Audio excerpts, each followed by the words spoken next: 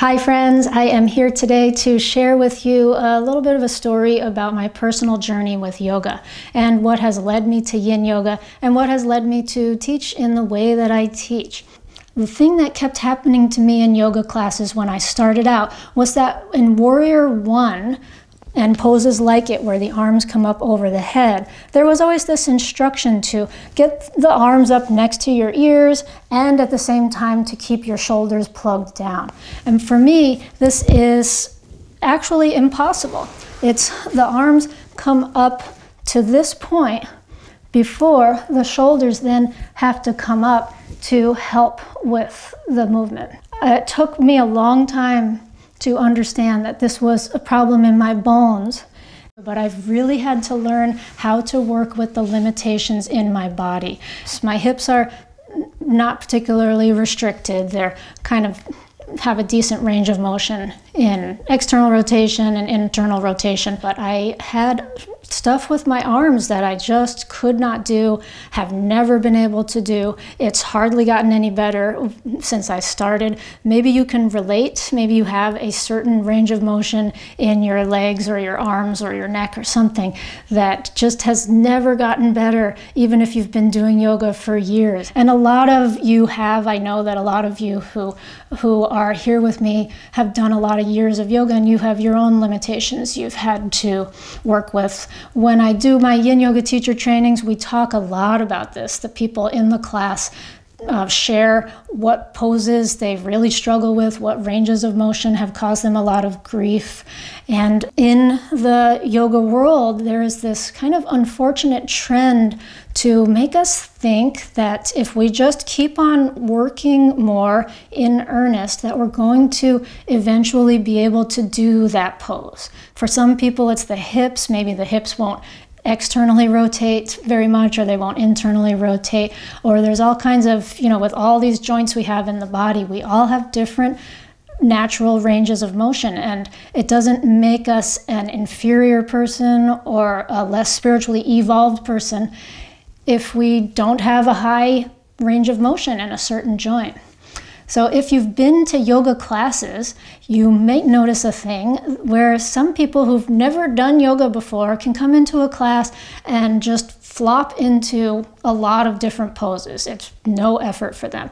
They've never done yoga before. Why is that? It's because their joints have a natural range of motion that enables them to do that. And on the other hand, some people do yoga for years and years and decades, and they still remain relatively stiff. And stiff is the word that we use for this, but really when it's more of an issue of the bones coming together in a way, like a ball and socket joint that just is hitting against bone and is not going to change, then it's not really an issue of stiffness or tension in the muscles. It's just an issue of the architecture of your body. I was going to a particular teacher and a style of yoga where they talked a lot about opening the heart. And every time you lift your arms over your head, and the teachers and the students who are really good at it were able to get their arms back behind their ears. And this was how they opened their heart. For me, opening the heart with the arms in this direction never happens. I feel very restricted. So the same thing happened when I was in downward dog. I could never do the thing where I'm getting the arms in line with the torso, or I couldn't plug the shoulders down away from my ears. And I had actually really been on a personal journey with it, worrying quite a bit about what was wrong with my heart chakra. I would spend time doing these wacky things trying to force range of motion into my body, where I was holding weights. I remember this period of time when I would hold a weight in each hand and just go for a long walk in my neighborhood, holding the arms up, thinking that it might somehow make some range of motion happen. I saw yoga teachers privately who I thought could help me, and they just seemed really confused and made me feel worse. And when I do yin poses, like the puppy pose, some people's chest comes to the ground. Mine is never going to come to the ground with the range of motion that I have, even though this pose feels great and I love to do it. So what I had to learn, when the arm comes up it at one point or another hits this little bone here called the acromion process. I think like this. So this is called the acromion process, and this is when you feel the bone of your shoulder. This is what you feel. So your arm comes up, and at some point it hits. And for yogis who are able to get their arms up next to their ears without lifting their shoulders up, then their acromion process is either pretty small or it's oriented farther back. And for some yogis, they can get the arms up near the ears, but only if they let this acromion process move out of the way a bit. And when it moves out of the way, it does this thing that you're not supposed to do in traditional yoga alignment, where the shoulder is coming up near the ear. When you plug your shoulder down, a lot of people have a very limited range of motion. You would think like, oh, well, maybe you'd feel it here, right? You really don't feel it here. Because of the way our joints are built, we have a lot of padding here, we have a synovial fluid, we have a protective joint capsule that helps us not be able to feel every time our bones are coming into their maximum range of motion, because otherwise we'd be in pain all the time, because this is just a natural thing of human movement, that we're always coming up against our maximum range of movement. So all we feel is that we're stuck, just can't do it. And we are left to wonder, because none of our teachers have any better information for us, we're left to wonder what's wrong with us psychologically. Why can't we follow the instructions? We're left to feel quite inferior, and it can be very saddening, very depressing, very discouraging. The other thing with the shoulder joint that I learned is that the clavicle bone here is connected to the acromion process here.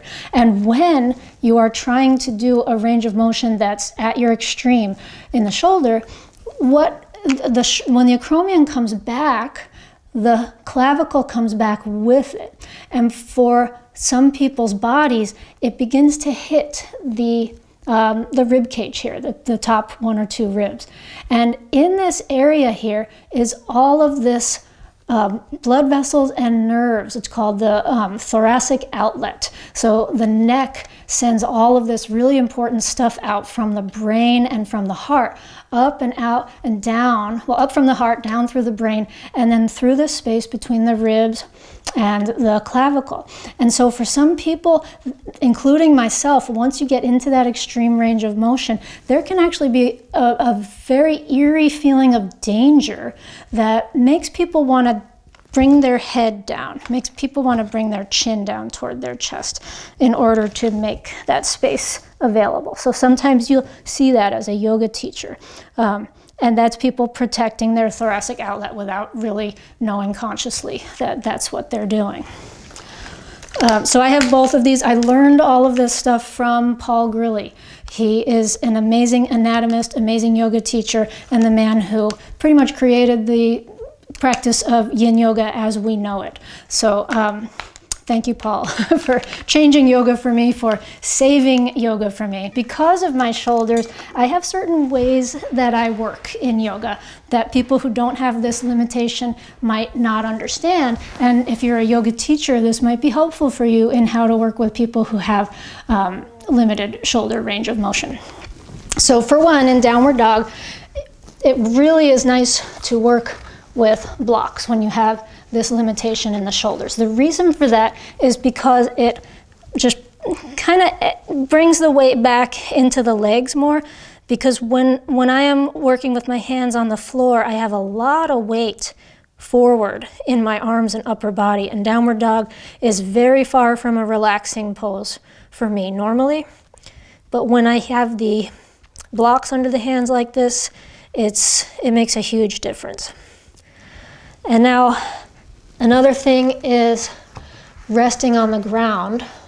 I often like to have a pillow or something over my head if I'm doing something with the arms over the head, because they just don't rest on the ground. You can see they're kind of trying to, but it just doesn't happen. But I actually feel fine here, just letting the arms hang. It's a wonderful stretch. But for some people, it's not. They like to have something under the arms. And it doesn't mean there's anything wrong with someone's shoulders. It's just that they don't have a range of motion. Holding opposite elbows, I'm pretty limited once I do that. So once I narrow the arms, it the limitation becomes more intense. When I widen the arms, it tends to be better. Handstand is really challenging when you have this limitation. When you try to do a handstand, you are doing a back bend. You have to do a back bend if your shoulders do not go vertical, because it's the way that you're trying to balance yourself. If your shoulders don't go vertical, you have to compensate by coming into a back bend. You see that a lot in non-yoga videos of people who are just sort of really strong handstanders. They actually do a back bend in order to balance better, because they don't really have that aesthetic that we do in yoga of having everything be straight. Yeah, when I come into Warrior One and such poses, well, let's do a crescent. Same thing. When the arms come up, I'm kind of stuck here, and teachers often like to come around and tell you not to do a back bend in here. They'll tell you to bring your low belly in and fill out your low back, or whatever their array of instructions is. And that makes my arms come more forward, which is very uncomfortable. I'm working hard to hold the arms here, and what I really want to do is get the back bend here and lift the arms up and back, because when I back bend, then I'm able to break the vertical with my arms. I'm able to get gravity to take the arms, to start taking them back. And that's when it starts to finally feel good. But if the teacher's coming around saying, don't back bend and bring your belly in and fill in your low back, then I'm stuck here feeling quite miserable. So that is my skeletal variation story with the shoulders. I've talked about the ankles in other videos. I have my ankle blog post that has gone viral over the past several years that I can link to down below. Would love to know if any of this resonates or is helpful to you as a teacher. Thank you so much for joining me. I will see you next time. If you'd like to go deeper with me, check out my subscription website. There's a link down below in the description, and there's also a special offer in the first comment down below. If you liked the video, please hit the thumbs up and subscribe to my channel, and check out my other yoga videos. Thank you so much for joining me. I will see you next time.